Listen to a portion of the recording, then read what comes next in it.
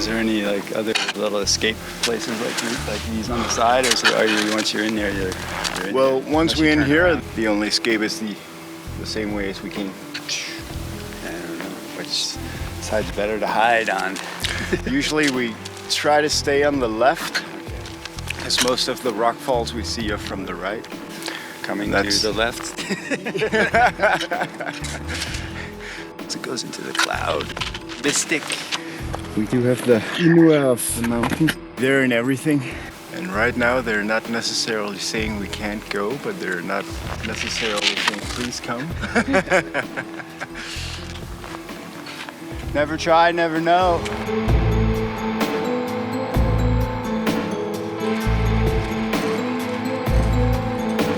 Our word for weather is Sila, and Sila is also one of the highest deities we have. And we usually say the only ruler of everything is Sila, and she's not making it easy. If we are wondering whether an Inuit deity will allow us to ski today, it's because we're in Greenland.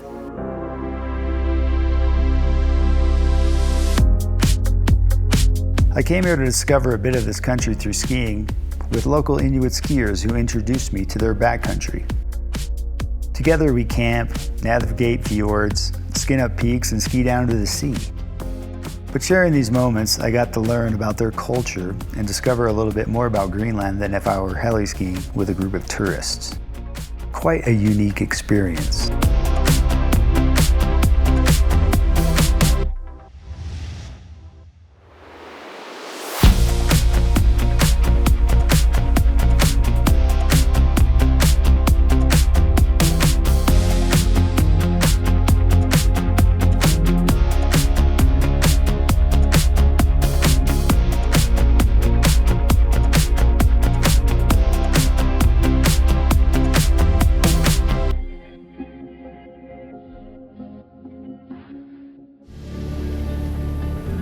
Greenland is part of Europe, but the journey to get there is quite long.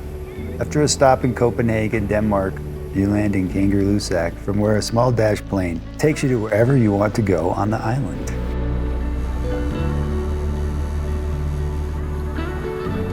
Nuuk is the smallest capital in the world, with only 18,000 people, which is the third of the total population. There you can feel the history of the country. Norwegian-Danish missionary came up here. That's how the colonization started. That's when we were baptized and became Christians.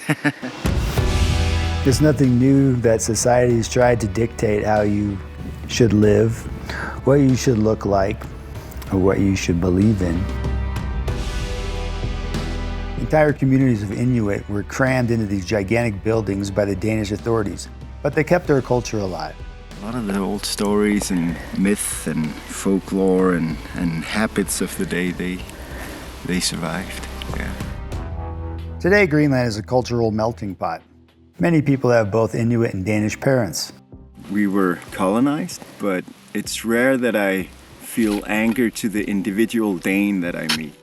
We all have differences. At the same time, then we can always find similarities with people from other places. And I think it's always a question of, what do you want to look at? Do you want to be angry or do you want to be happy?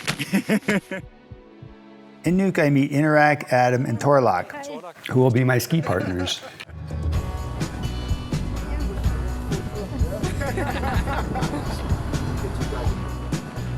Nuuk is surrounded by fjords, so the best way to access these venues is by boat. Most of the places you can access from the shoreline.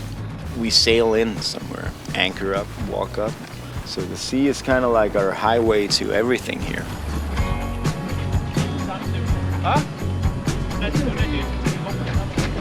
So they'll leave back for Nuuk and come back maybe around 3:30 or something like that. I think it's... Thank you. See you. This is the dangerous part. Yeah, I agree very much. Just the slippery green. We'll skin up from sea level in a couloir well known to local skiers. Inuit is not a guide, he's an engineer and a passionate skier. With job and kids, whenever I have the time, I choose to go skiing, either at the lift, have fun on the groomers, or we go touring. Sweating out all them beers. This winter has been very dry here. We see a few old tracks. The last 3 years have not been good on snow. I mean, it was cold, but we didn't get a lot of snow. We do miss the real powder days, yeah. But there's still enough snow in May to ski down to the sea.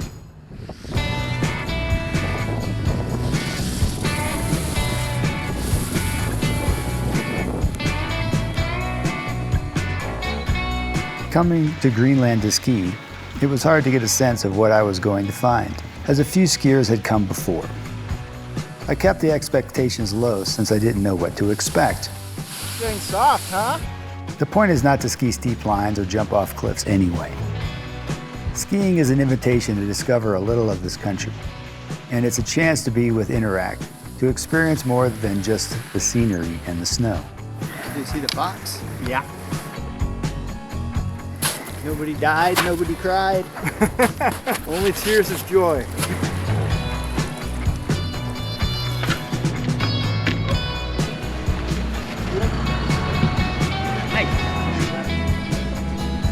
This time the boat is taking us to camp. Adam and Torlak set it up, but they will be joining us in a few days.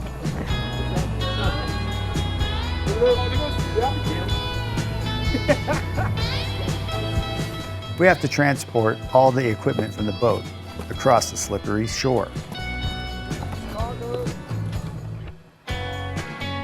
There's no more snow on this spot. We're camping in the tundra. This is what we used to sleep on back in the day. Oh, not over you?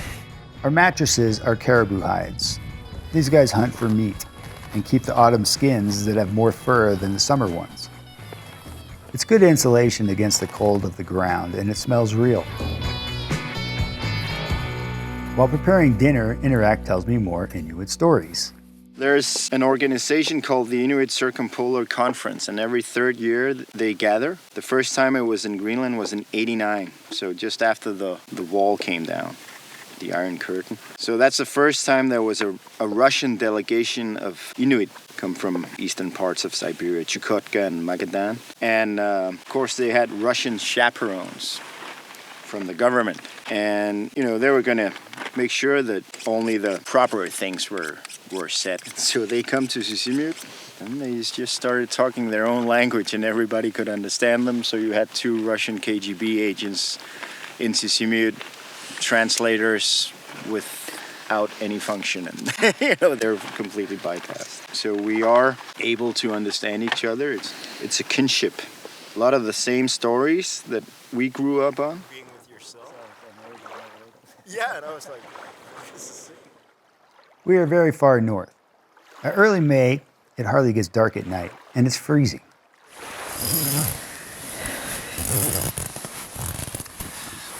Trying to stay warm.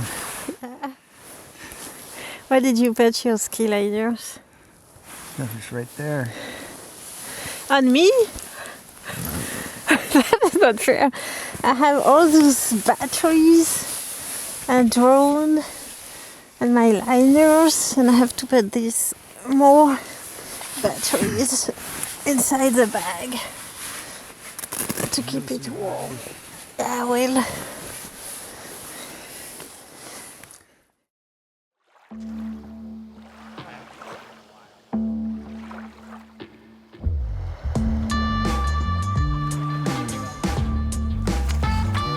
Today we'll be skiing in a different part of the fjord. And then We take the local taxis to access the venues.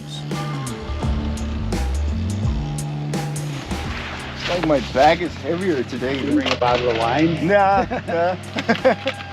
I mean, I want to give you guys a good time, but that seems excessive. Super. There's no jetty, so at low tide, Eric uses a mini Zodiac to take you to the boat.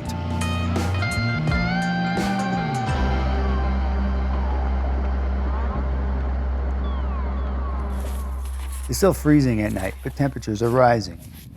I'm concerned about the snowpack sliding all the way to the ocean.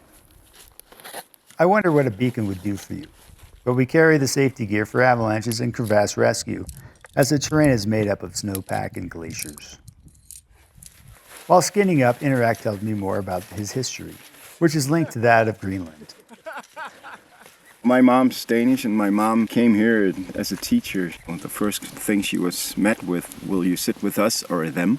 And it was not smokers, non-smokers. It was Greenlandic teachers or Danish teachers. So she spent a lot of her life trying to take away the gaps.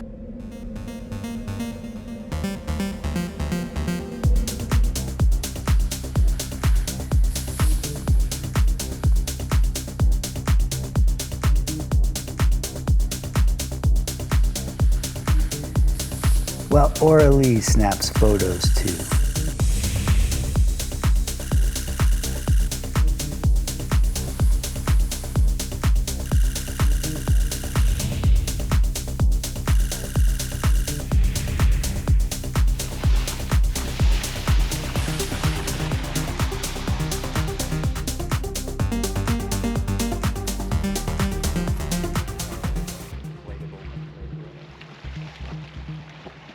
Just about sliding into the ocean. Just get in there. The glacier in the bottom of the fjord here, it's situated on a bedrock that is sloping underneath it. So with global warming and glacier receding, we'll start getting icebergs comparable sizes to what you guys saw in Ilulissat also. Before getting to Nuuk, we headed further north to Ilulissat. Ilulissat means iceberg. It's also the name of a small town near a glacier that releases huge quantities of ice into the ocean, creating gigantic icebergs.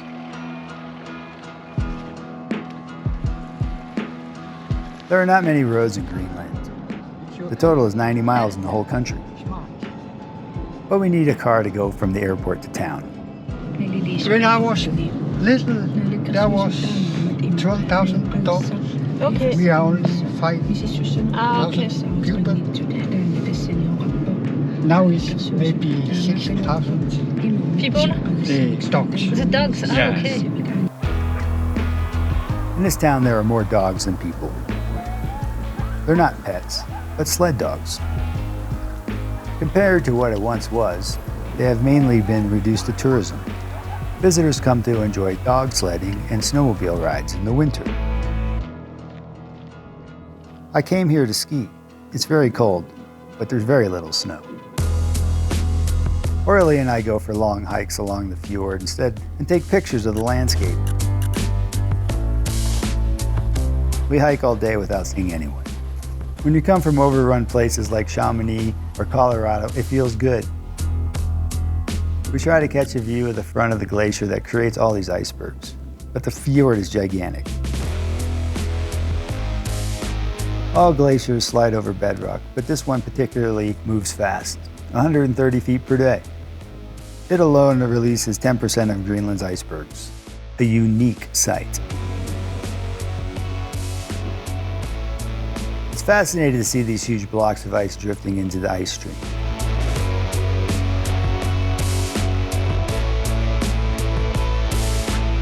Instead of staying in a hotel, we rent a place. It gives us an idea of what life can be like in this town. Outside of tourism, it's a fishing place. In the stores, everything is imported, and they put heavy restrictions on alcohol sales. The locals avoid contact with us. Greenland wants to develop international airports to bring in more visitors. Ilulissat already receives floods of cruise ship tourists in the summer who come for this UNESCO heritage site. Tourism is not an easy balance to find.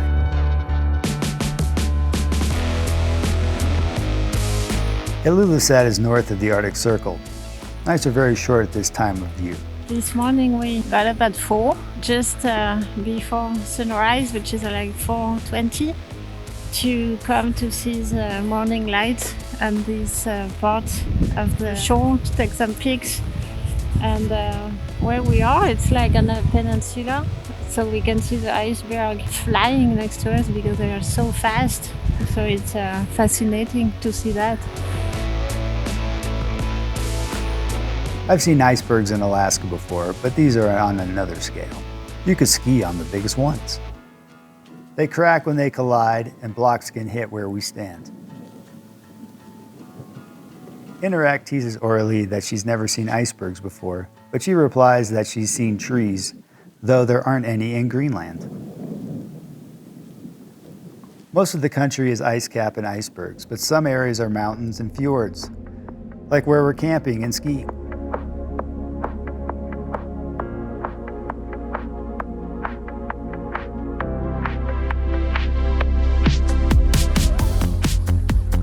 This morning we wake up to blue skies. It's nice to feel the warmth of the sun.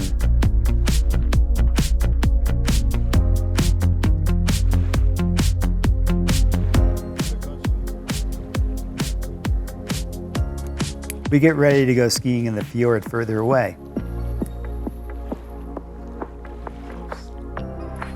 Hey, come on.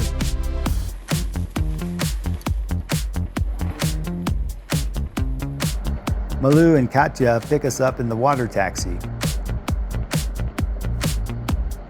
While sailing, I see huge potential for many outdoor sports, which is yet to be explored.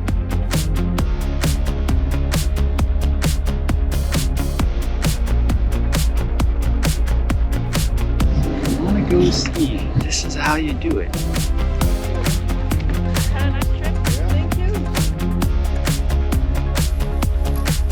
At this time during our trip, the snow doesn't reach the sea, so we have to hike a bit. I mean, it looks good from here, but Good from afar, but far from good? Yeah.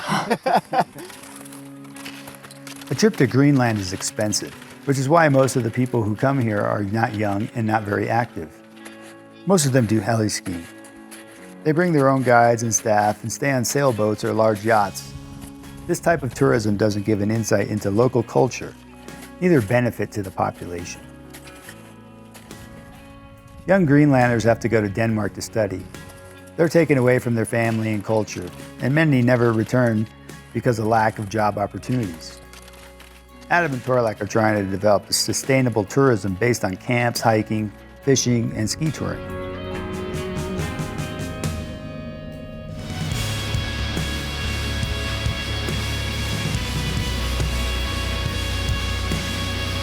Today's summit is 4,000 feet, which gives us a nice view of the surroundings.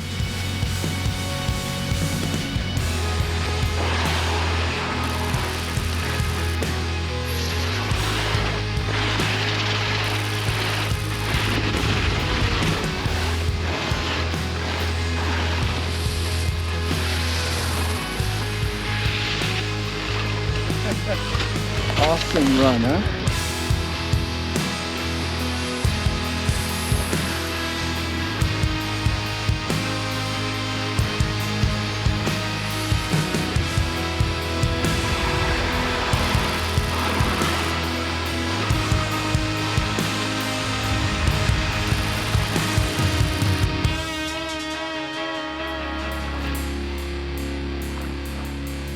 The boat takes us back to camp where we meet Adam and Torlak. Earlier in the day, Torlak was fishing and got fresh sea urchins, mussels, and cod, which we eat the traditional way, boiled in seawater and served seaside onto a stone. You, with your knife, you make a hole for a skate. Yeah, I got one. Yeah. And just carve it around like Yeah, I do like this. like an egg or something. Yeah.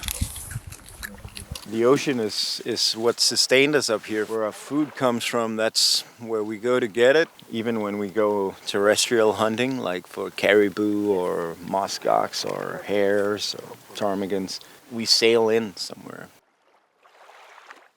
These guys are hunters. They hunt to sustain their families with local meat instead of imported farmed ones. They brought a good piece of caribou to cook, a delicious stew. Feels like the pride is coming back of being not self-sufficient, but it seems like there's more pride in hunting again. You know? A lot of people are doing it. It's more common that also that people butcher everything themselves. Of course, hunting creates many legends and stories. And they come down after a full day of just hiking and carrying caribou, and suddenly they're not hungry anymore because they just see him with his big hand just steering the pot.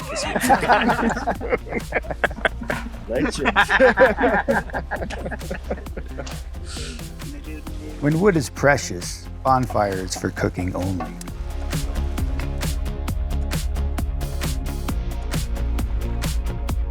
After a few days at the camp, It's time to take a bath.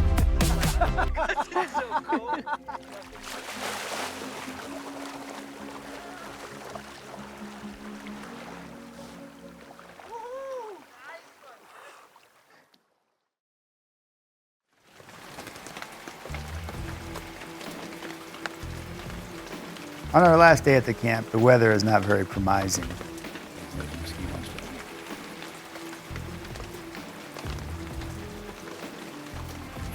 My optimism tells me that as soon as we get there, clouds will disappear. If you say so. If you don't go, you don't know. Exactly.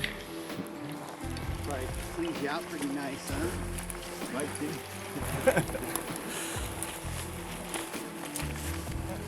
This time we hike from the camp to reach the summit above it. Very Greenlandic today, as you can see. Bit of cloud walking into the mist. Hopefully we get a burn off or a hole or something, we'll see. See, it looks like it might be clearing up a bit, but maybe it's just me being optimistic. Some fresh powder sticking to the skins. There you go. I never had a bad day of skiing that wasn't better than a good day on the couch, you know? Yeah. Where's Seth? The Greenlandic ski crampons. Little fresh snow. The first snow in a month. That doesn't make much difference because it'll be that way.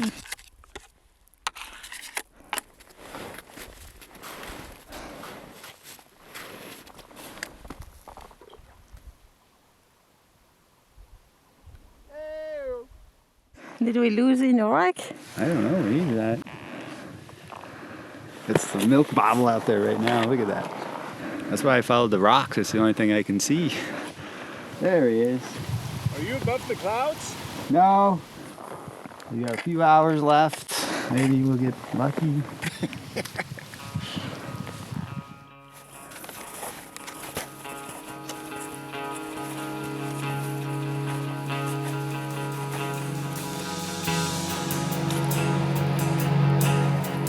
Favorite place in the world. You feel close to something when you're up here. It's always special. I mean, you have a price of admission to get here, and then when you get here, you're greeted with this. You know, we come up through the clouds, and it's special. Yeah, it really is. Coming up in the clouds, it was way different. Had no visibility, just following some rocks. Now we got a little glass off.